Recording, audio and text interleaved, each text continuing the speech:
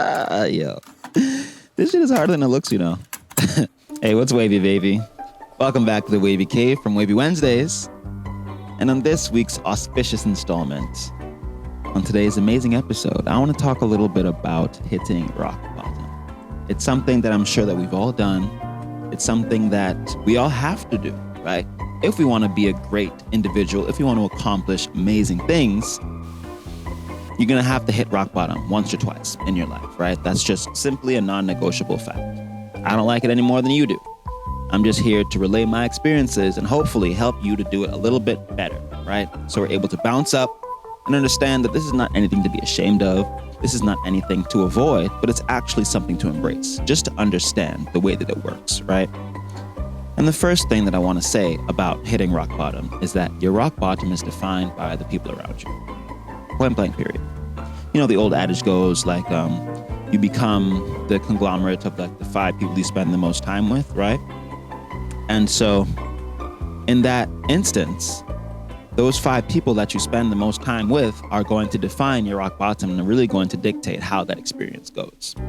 Let me paint a picture for you, right? You're running a marathon or a half marathon, whatever. You've trained with a buddy for like 6 months, let's say. And there are 2 different ways that this scenario can go.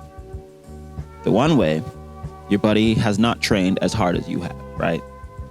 The second way, your buddy has trained as hard as you have, or maybe even a little bit harder, right? So race day comes, you're running, you hit mile like 10. Your legs start to give out. This is your rock bottom. You don't feel like you can go on, right? In instance 1, when your buddy hasn't trained as hard as you have, he probably hit rock bottom at mile 5. And so both of y'all are dicked, right? And you're probably not going to finish the race, even though you guys trained for 6 months. However, in the second alternative situation, when you have a buddy that trained just as hard as you did, or maybe even a little bit harder, when you do hit that wall at mile 10, he's right there with you. He's probably hitting that wall too. And he's saying, listen, nigga, I know it hurts, but we got to keep going. We have to finish this off. We said we were going to do it, and we got to finish it, right?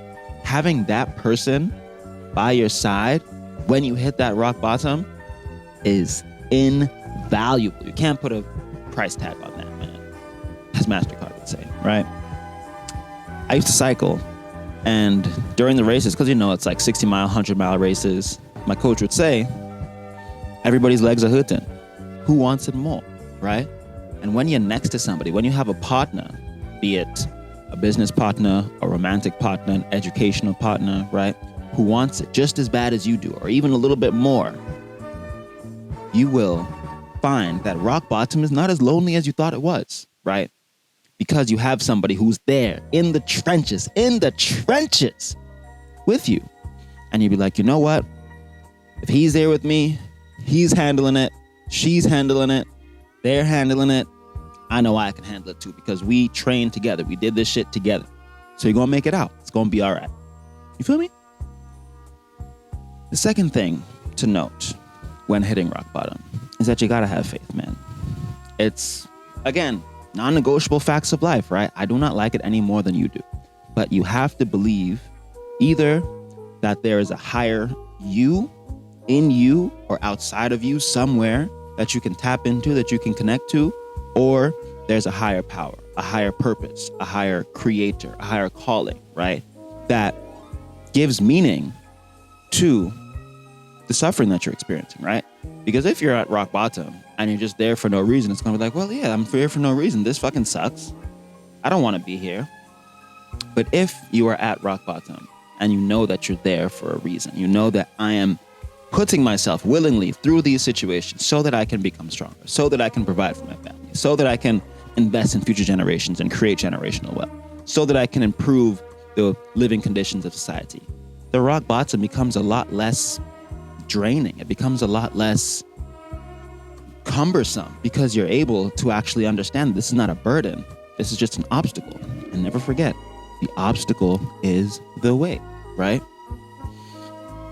And the third, perhaps most important thing about hitting rock bottom is that life happens in cycles, right? So I was actually talking to another artist at the Rittenhouse Square art show, maybe like 2 years ago. And he said, when everything crumbles down around you, because it will, you got to assemble everything that you have. You got to stand on that. And that is your foundation to get back up and keep trying, right?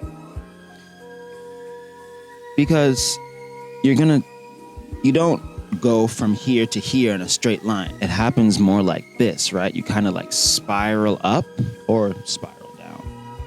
And if you look around and you're able to see what you have, right?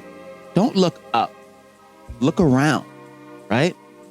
Look around at the people, look around at the resources, look around at your experiences, right? What have I learned by being here? What did I do to get here? Don't blame yourself. Don't blame anybody else. Just take accountability, right? Okay. What decisions did I make that led me here? What did I learn that led me here? What have I gained? What do I have to show for this experience? It could be monetary. It could be physical. It could be mental. It could be like, damn, well, this is a mistake that I am never making again, right? And that's valuable as long as you learn that lesson at that time and never make that mistake again. So look around, take accountability, be grateful for where you are. That's one of the most important things. You got to be grateful for the lessons that God puts in your life or whatever you believe in, right? Assemble all of your resources, use that as your foundation, and don't give up. Keep climbing, right? And you'll make it. And you'll probably hit rock bottom again. And then by that time, you'd have watched this video a couple times and mastered the process.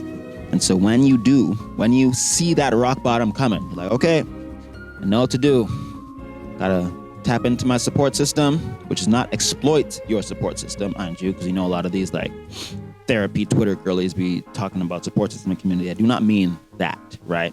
Because the crucial thing about having a support system is that you also are your support system and the support system for your support system. It's a reciprocal kind of relationship, right? You give as good as you get.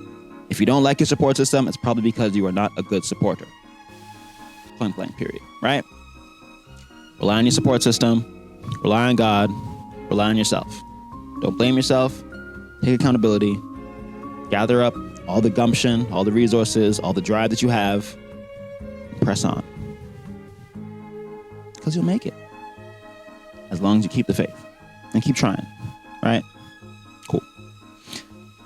Well, I hope that was helpful in some way. It was definitely helpful for me because a lot of these videos are just me kind of like organizing my thoughts on things and trying to do it in a way that's like digestible, consumable.